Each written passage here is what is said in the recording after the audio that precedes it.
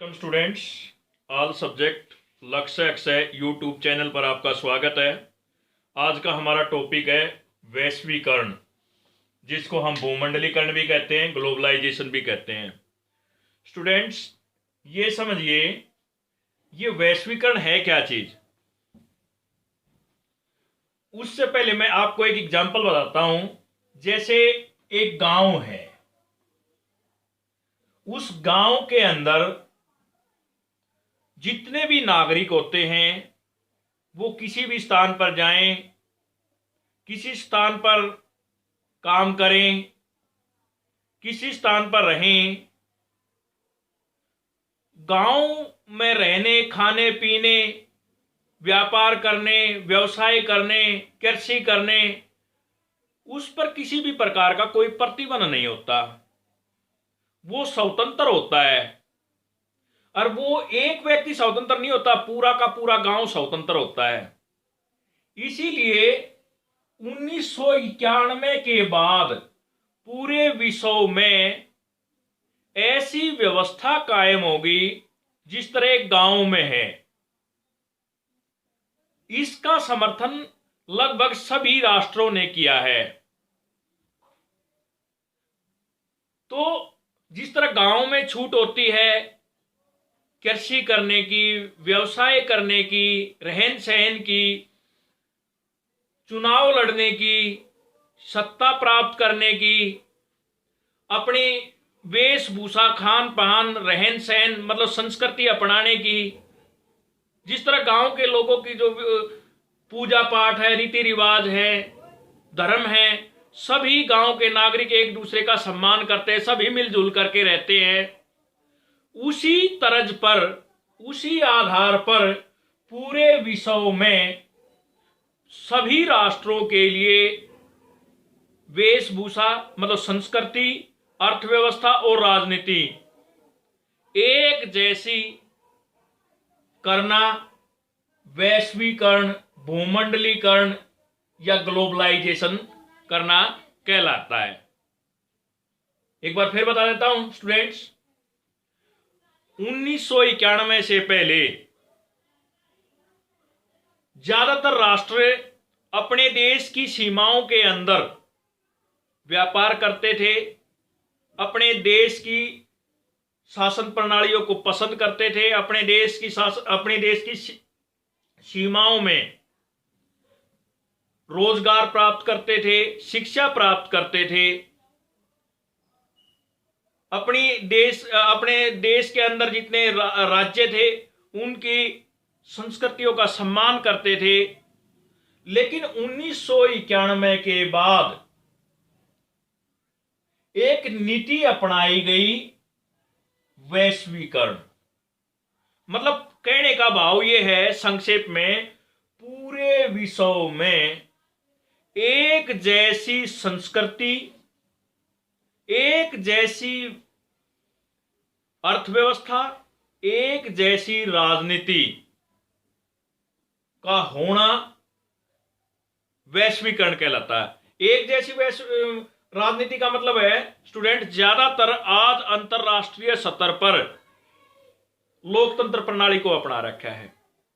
वैश्वीकरण का मतलब होता है अपने देश की सीमाओं से निकल करके दूसरे देश की सीमाओं में जाकर के रोजगार प्राप्त करना, शिक्षा प्राप्त करना, दूसरे देश की जो अच्छी चीजें हैं, शासन प्रणालियां हैं, उनको अपनाना, उसके ऊपर किसी भी प्रकार का दबाव ना होना वैश्वीकरण कहलाता है। वैश्वीकरण में स्टूडेंट, इसको हम एक नियम ये भी है उदारीकरण।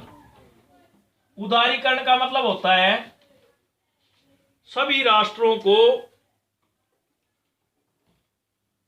शासन प्रणाली अपनाना, वेशभूषा अपनाना, खान पान अपनाना, रोजगार प्राप्त करना, अपने देश की सीमा से बाहर निकल करके ये करने की छूट होना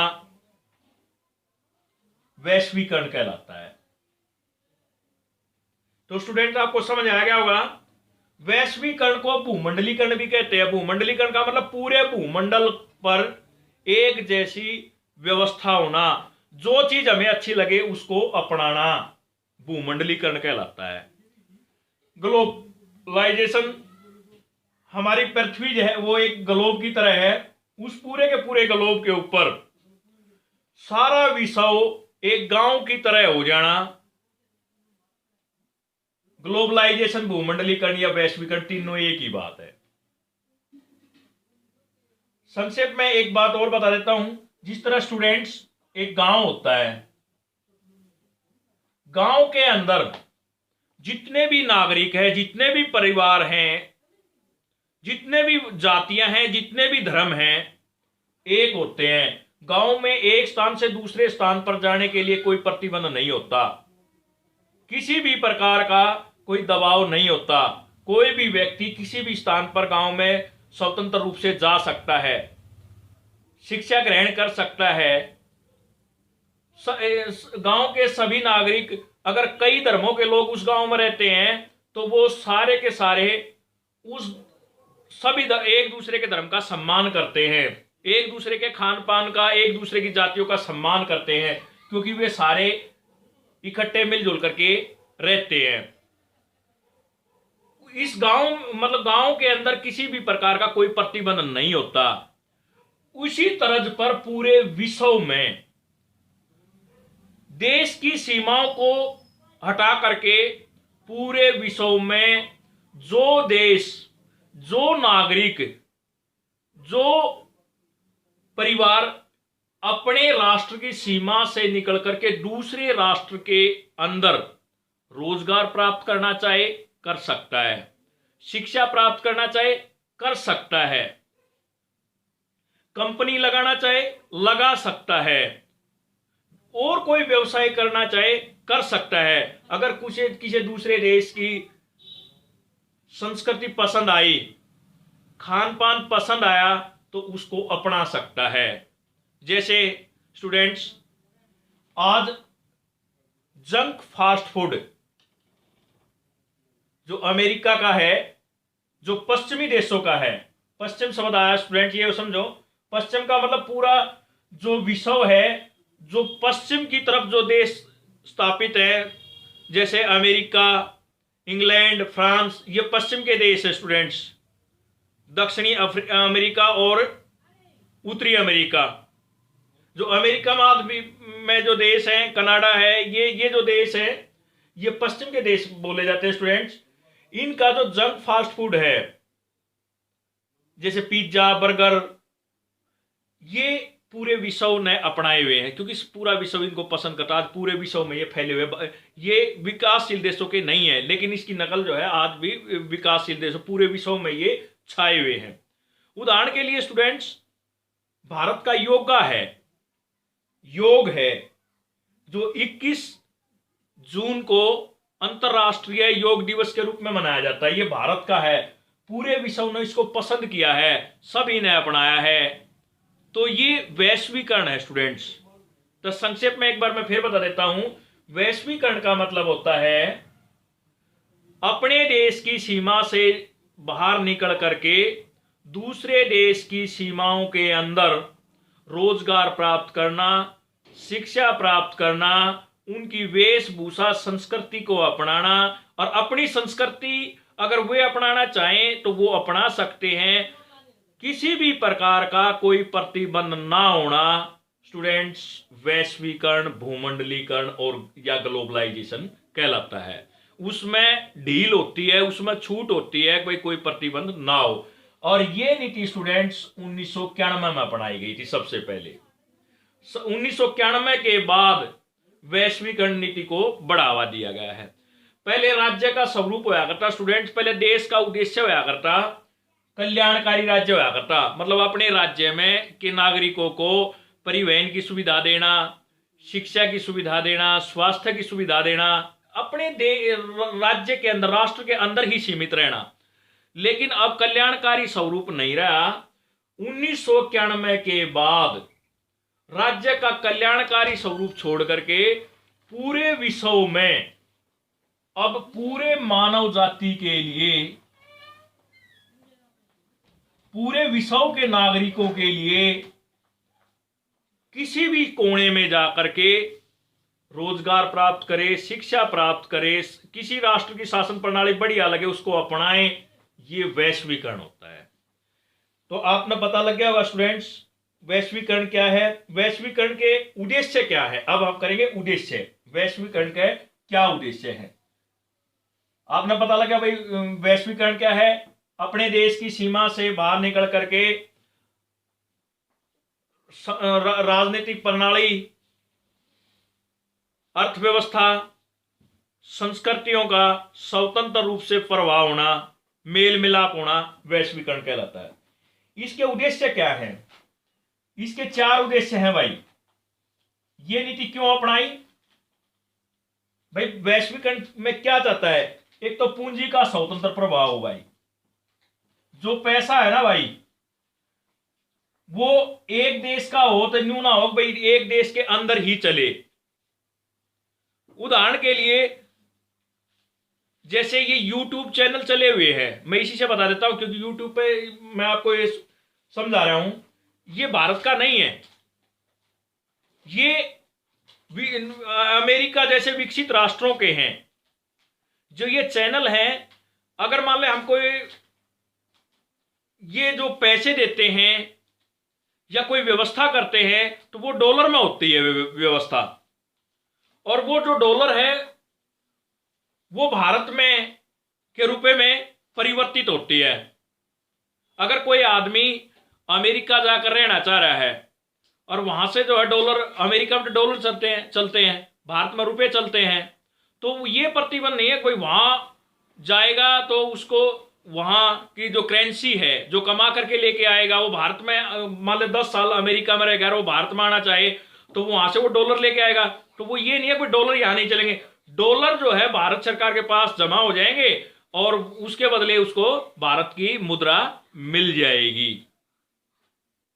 इससे क्या है, जो पूंजी है उसका स्वतंत्र प्रवाह हुआ है, स्वतंत्र रूप से एक स्थान से, एक देश से दूसरे देश में कमाने में होड़ लगी है। मतलब किसी भी प्रकार का कोई प्रतिबंध नहीं है जैसे पहले हुआ करता। अगर कोई अपने देश की सीमा से बाहर निकल करके दूसरे देश में रोजगार प्राप्त करता है, कमाता है, तो वो कमा सकता है। और इसी आधार पर बहुराष्ट्रीय कंपनियां स्थापित है भाई। ये बहुराष्ट्रीय कंपनी क्या होती है, बहु का मतलब गणे, राष्ट्रीय मतलब देश, गणे देशों के अंदर जो एक जैसी कंपनियां होना बहुराष्ट्रीय कंपनियां कहलाता है। नहीं समझ में आया, एक बार दोबारा समझ लो। बहुराष्ट्रीय कंपनियों से हमारा अभिप्राय एक देश की कंपनी अनेक देशों में स्थापित होना बहुराष्ट्रीय कंपनियां कहलाती है। और आज के युग में जैसे अमेरिका की कंपनी है वो बहुत सारे देशों में है, चाइना में, इंडिया में, पाकिस्तान में, और जो जिनके साथ उनके बढ़िया संबंध है उन सब में स्थापित है। ये बहु का मतलब घने, देश का राष्ट्रीय मतलब देशों के अंदर, एक राष्ट्र की कंपनियां घने देशों के अंदर स्थापित हों उसे बहुराष्ट्रीय कंपनियां कहते हैं। और वैश्वीकरण के दौर में, वैश्वीकरण के कारण अपने देश की सीमा से निकल करके दूसरे देश की सीमा में ये कंपनियां स्थापित होती है। तो पहला उद्देश्य स्वतंत्र प्रवाह करने के लिए पूंजी का स्वतंत्र, किसी भी प्रकार का प्रतिबंध ना हो विश्व में, इस उद्देश्य से वैश्वीकरण नीति को अपनाया गया है। दूसरा है भाई तकनीकी प्रवाह, तकनीकी प्रवाह। स्टूडेंट्स पहले क्या होता था, मान ले एक देश में कोई खोज कर ली और वो खोज जो उसने प्राप्त करी है ना उसका उपभोग वही करता था। लेकिन आज ये नहीं है, मान ले अमेरिका ने कोई खोज कर ली तो वो खोज करके वो भारत में, चाइना में, जापान में, इंग्लैंड में, रसिया में, सभी के अंदर अपनी तकनीकी को बेच सकता है ताकि वो सुविधा सबके पास उपलब्ध हो जाए। उदाहरण के लिए भारत में विदेशों की बहुत सारी कंपनियां हैं, अगर वो विदेशी कंपनियां, दोनों का फायदा है। इससे क्या है स्टूडेंट, वैश्वीकरण से एक फायदा ये होगा तकनीकी का प्रभाव होगा। जिस देश के पास वो तकनीकी नहीं है उसने तो वो तकनीक मिल गया है। दूसरा, जिसने वह तकनीक अपनाई है सबसे पहले, जिसने खोज करी है उसका यो फायदा हो जाए, उसने वहां से पैसे मिल जाए, और पैसे मिलेंगे तो पूंजी बढ़ेगी देश की, दूसरे देश की मुद्रा हमारे अपने देश में आएगी, और जितनी मुद्रा अपने देश में होगी उस राष्ट्र का उतना ज्यादा उत्थान होगा, वो राष्ट्र उतना विकसित होगा, वो प्रगति करेगा, रोजगारों को बढ़ावा मिलेगा। उदाहरण के लिए मान ले अमेरिका एक कंपनी भारत में स्थापित करता है, उससे क्या फायदा? अमेरिका के नागरिकों को रोजगार मिल जाएगा, और उनकी पूंजी जो वहां से भारत में से जो रुपए कमाएंगे उससे अमेरिका की जो का राजकोष भी बढ़ेगा, साथ में वहां के नागरिकों की पूंजी में भी बढ़ावा मिलेगा, पूंजीवाद को भी बढ़ावा मिलेगा, क्योंकि वो कंपनी वहां से मुनाफा कमाएगी। और इससे भारत को क्या फायदा है? भारत अगर के अंदर वो कंपनी स्थापित होती है, जिस क्षेत्र में वो कंपनी स्थापित होती है उसके आसपास के लोगों को स्टूडेंट्स रोजगार मिलेगा। तो इसलिए जो वैश्वीकरण का है ये एक फायदा भी हुआ है। लाभ और हानि या पक्ष और विपक्ष में बाद में चर्चा करेंगे। तो ये तकनीकी का प्रभाव होता है, इससे पहला स्वतंत्र रूप से पूंजी का प्रभाव होता है, दूसरा तकनीकी का प्रभाव होता है, तीसरा व्यापार में कोई गतिरोध नहीं रहता, व्यापार में गतिरोध की कमी आई है भाई। गतिरोध का मतलब होता है रुकावट।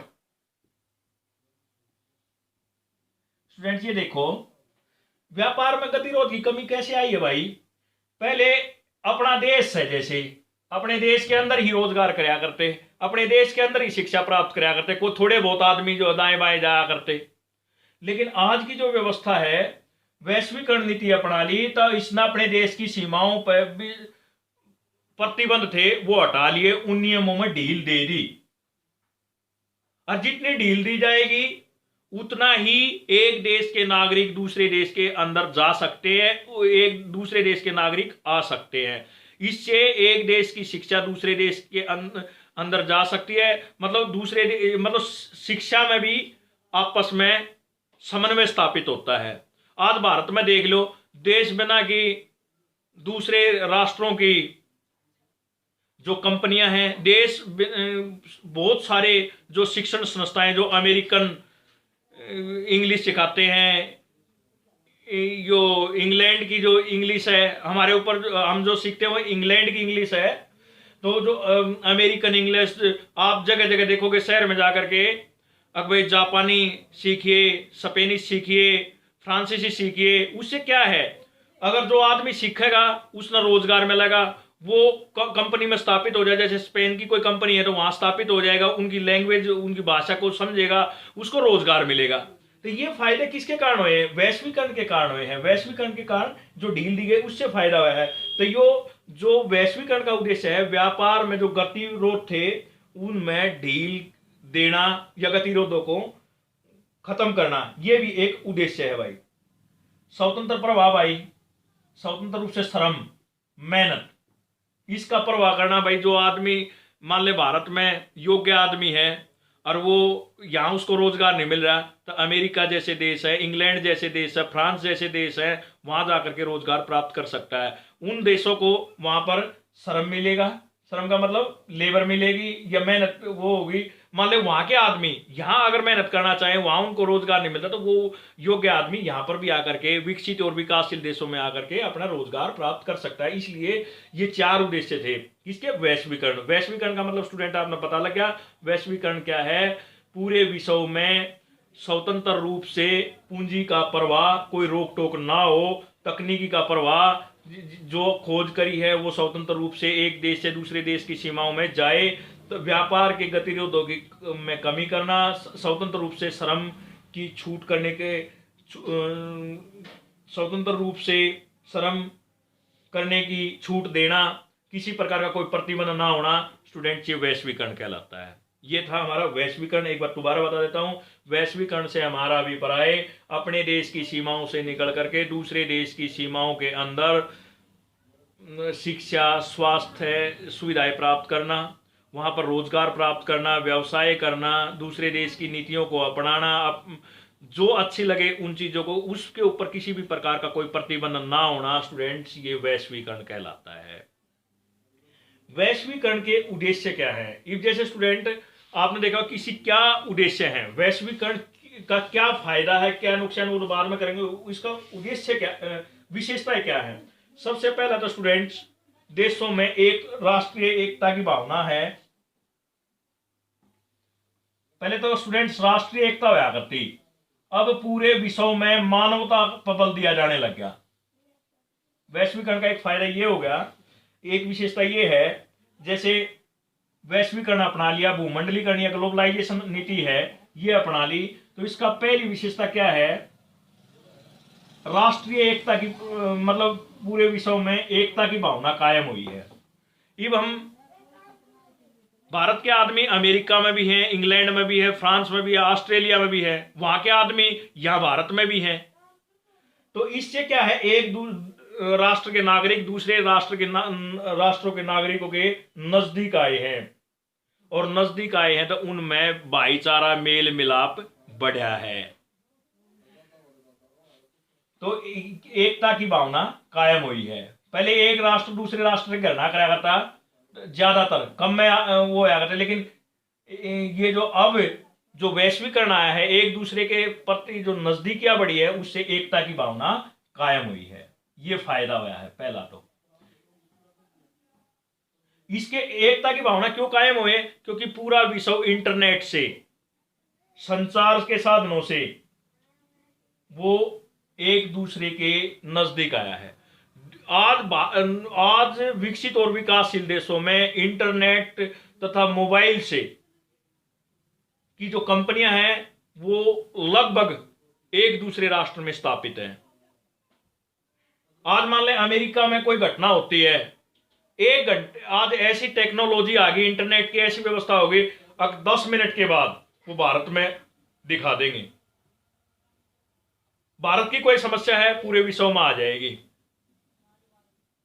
अगर मान ले आज किसी देश में कोई अत्याचार हो रहा है किसी भी क्षेत्र में, तो इंटरनेट के कारण मान ले वो अत्याचार किसी विकासशील देश में हो रहा है, तो वो इसका मतलब ये नहीं है कि वो विकासशील देश के जहां के आदमी है वो सहन कर रहे हैं, वो दुखी होंगे।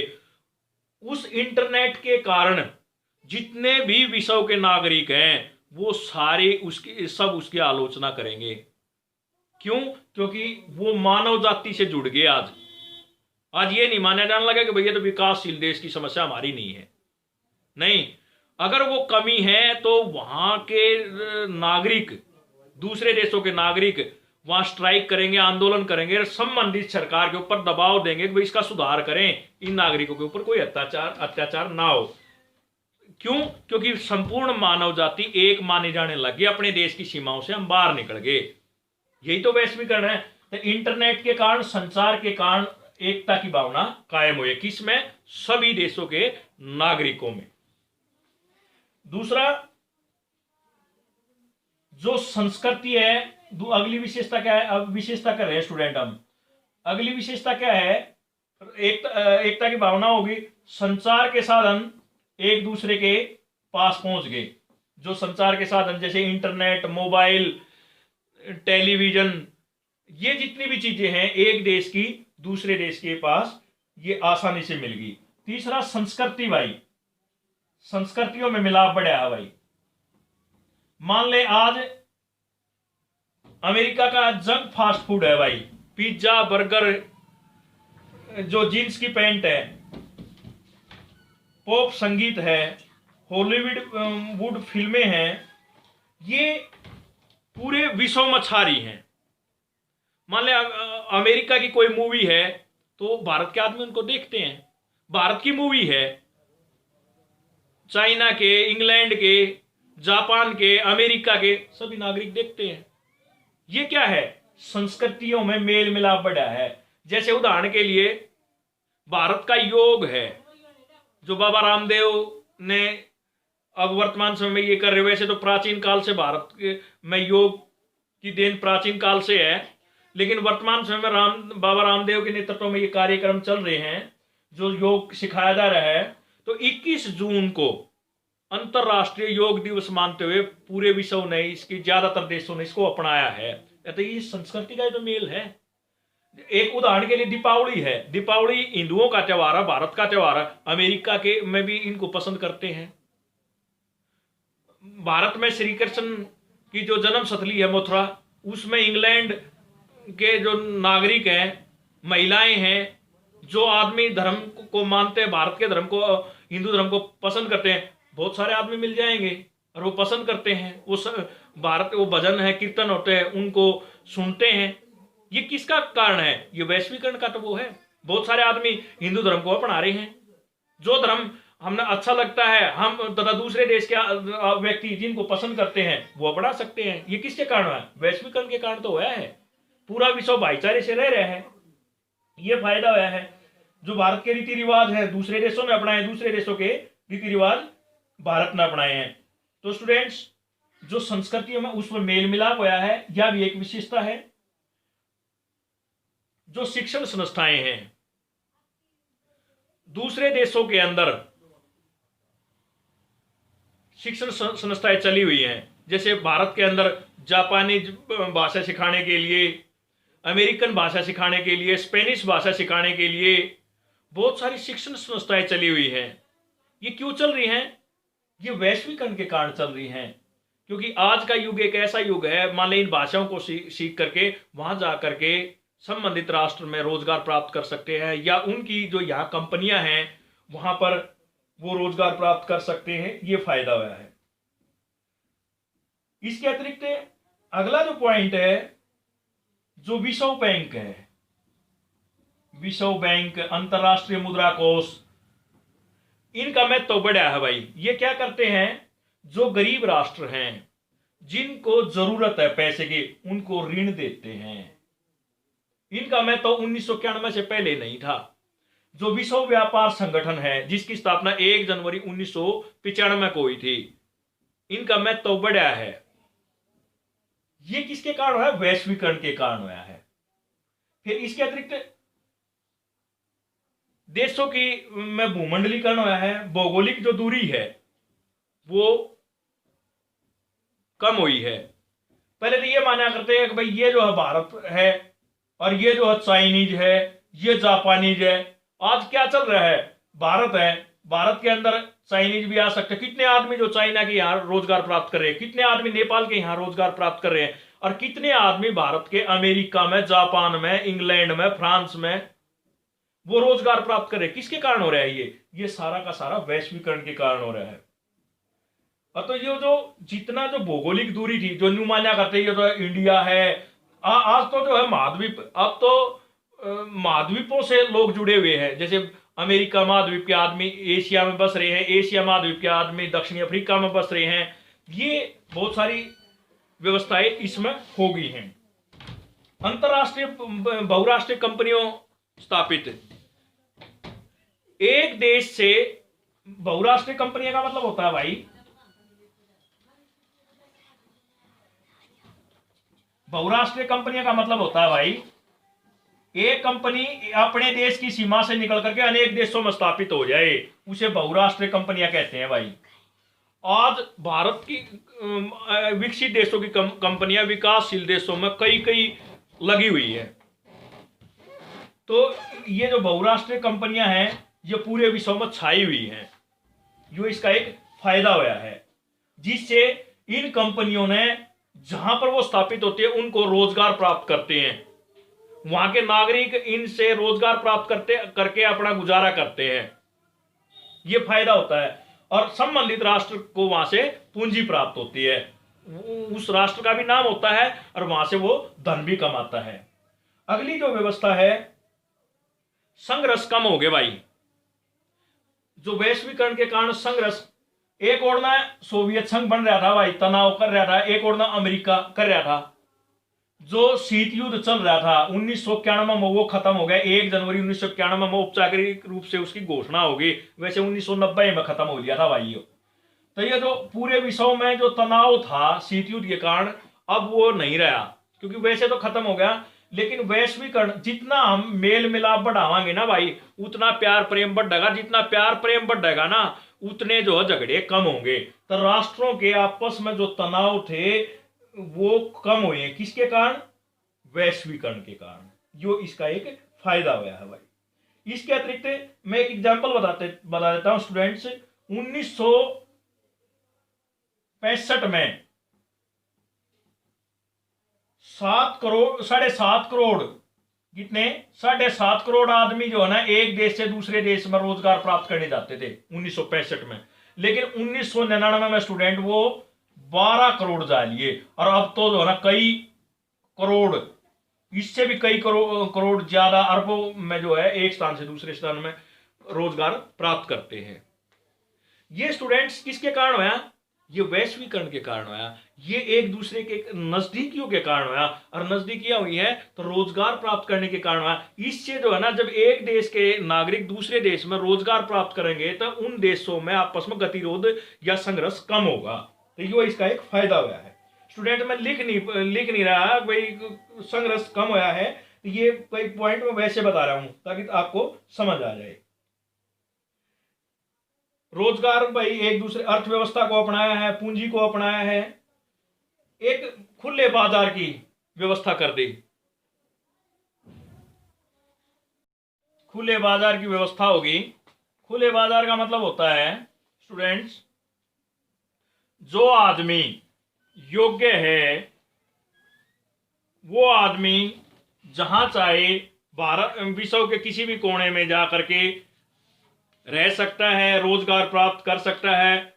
तो इसलिए खुले उसके लिए छूट होगी। किसके कारण? वैश्वीकरण के कारण। वैश्वीकरण के कारण जो खुला बाजार होगा,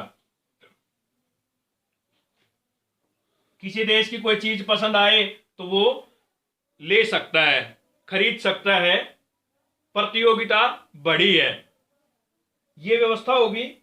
इसके अतिरिक्त अगली जो विशेषता है, पहले देशों के अंदर देशों की अपनी अलग अलग गरीबी हुई, भूखमरी हुई, पर्यावरण से असंतुलन, कुपोषण, ये समस्याएं हुआ करती। लेकिन आज के वैश्वीकरण के कारण मानव अधिकार भाई सारे की कॉमन समस्याएं होगी। जो मैंने बोला था सारे देश गरीबी से, भूखमरी से, पर्यावरण के असंतुलन से, कुपोषण से जूझ रहे होते थे। कोई देश क्या है था, कोई क्या है था, कोई क्या है था। लेकिन वैश्वीकरण के कारण ये समस्या अब एक देश की नहीं रही, पूरे विश्व में साझा रूप से एक मंच के रूप में आकर के सारे मिलजुल के उसका मुकाबला करते हैं। अगर मान ले एक देश के अंदर भूखमरी है तो सारे राष्ट्र उसको की मदद करने को तैयार हो गए हैं। अतः ईब जो है ना अलग अलग राष्ट्र इन चीजों पर नहीं लड़ रहा, इन चीजों का मुकाबला नहीं कर रहा। अब किस चीज पर बल दिया जाने लगा? सारी समस्या कॉमन करके, जैसे मानव अधिकार पर बल दिया जाने लगा। भाई संपूर्ण मानव जाति के अधिकार होने चाहिए, किसी का शोषण नहीं होना चाहिए।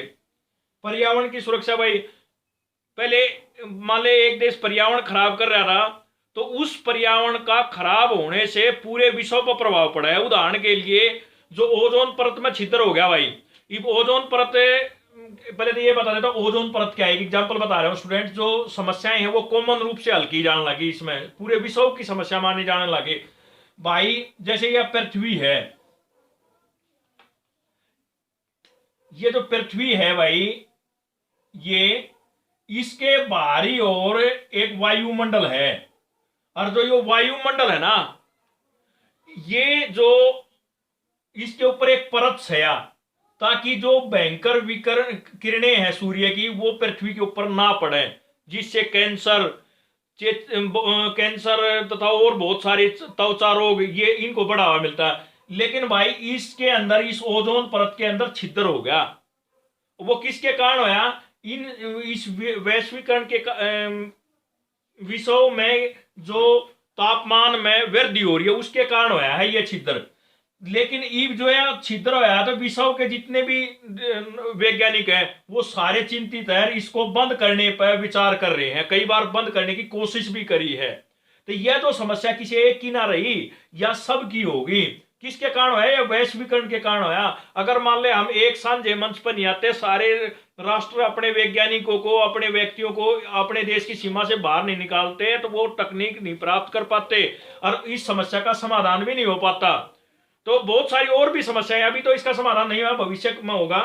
तो कहने का अभिप्राय ये है, तो आज जो समस्याएं हैं वो सबकी साझी होगी, जैसे मानव अधिकार, सबके लिए विकास करने के अधिकार, पर्यावरण की सुरक्षा है, सारे राष्ट्र मिलजुल करके उस पर्यावरण को सुधारने पर बल देंगे। जैसे उदाहरण के लिए भारत ने 2019 में भारत के प्रधानमंत्री नरेंद्र मोदी को यूएनओ का जो महासचिव है एंटोनियो गुटेरिस, इसने जलवायु के संरक्षण से संबंधित अवार्ड से नवाजा है। और पूरे विश्व में इस बात को की प्रशंसा की गई है कि भारत ने पर्यावरण जलवायु को का संरक्षण करने में विशेष योगदान दिया है, ताकि और भी जो है इससे सीख ले सकें। तो ये क्यों करते हैं? ये वैश्वीकरण का ही वो है। नहीं तो यूएनओ का महासचिव और भारत के को सम्मानित क्यों करता है? ताकि दूसरे राष्ट्र भी पर्यावरण की सुरक्षा कर सके, ताकि और राष्ट्र भी प्रोत्साहित हो सके।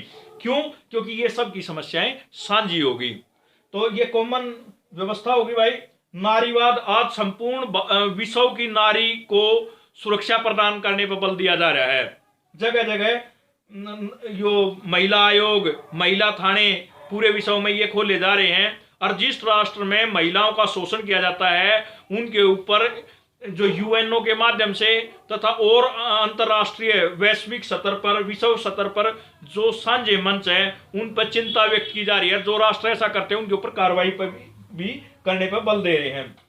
जो असंतुलित जो कुपोषण हो रहा है उस पर बल दिया जा रहा है। जिन राष्ट्रों में कुपोषण के शिकार हो रहे हैं वह किन कारणों से हो रहे हैं? गरीबी के कारण हो रहे हैं, या उनके पास कोई सुविधा नहीं है, या पर्यावरण के कारण हो रहे हैं। उनको उन समस्याओं को दूर करने पर भी वैश्वीकरण के कारण बल दिया जा रहा है। यह भी एक विशेषता है। मतलब एक राष्ट्र की समस्या ना होकर के अब किसी राष्ट्र की समस्या तो पूरे विश्व की समस्या मान करके उसका समाधान करने पर बल दिया जा रहा है।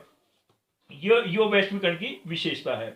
फिर इसके अतिरिक्त भाई पहले होया करता एक राष्ट्र की नागरिकता, जैसे हम भारत के नागरिक है, जापान के नागरिक, बहुत सारे, कोई जापान का नागरिक है, कोई इंग्लैंड का नागरिक है, कोई अमेरिका का नागरिक है। लेकिन आज किस चीज पर बल दिया जा रहा है? विश्व नागरिकता पे।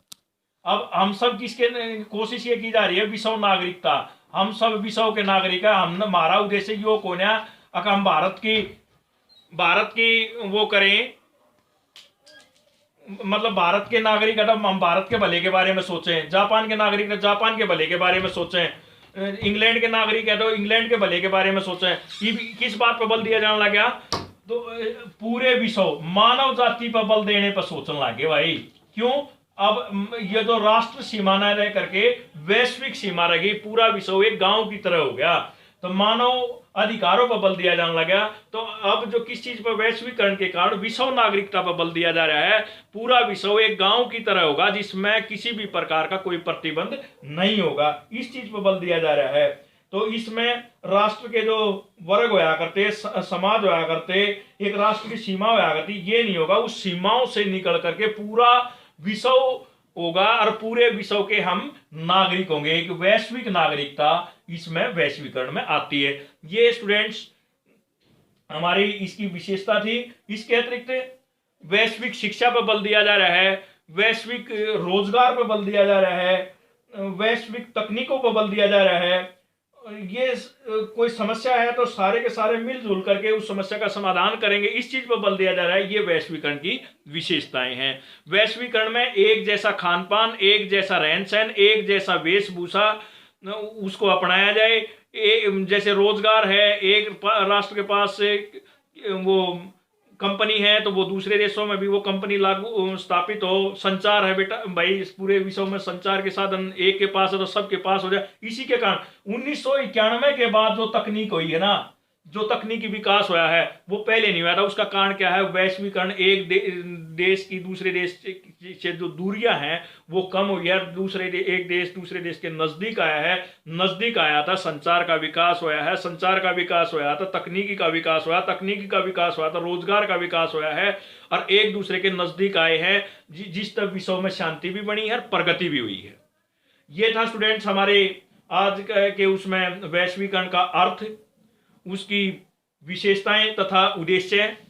नेक्स्ट जो वीडियो होगी ऑल सब्जेक्ट लक्ष्य यूट्यूब चैनल के ऊपर, वैश्वीकरण अपनाने के क्या कारण हैं, उसके पक्ष तथा विपक्ष में तर्क। इसलिए स्टूडेंट्स, वीडियो पसंद आई हो तो लाइक, कमेंट तथा सब्सक्राइब करें। और मैं आशा करता हूं आपको ये वीडियो अच्छी लगी होगी और आपको वैश्वीकरण का अर्थ, उसकी के उद्देश्य तथा विशेषताएं अच्छी तरह से समझ में आई होगी। इसी के साथ धन्यवाद।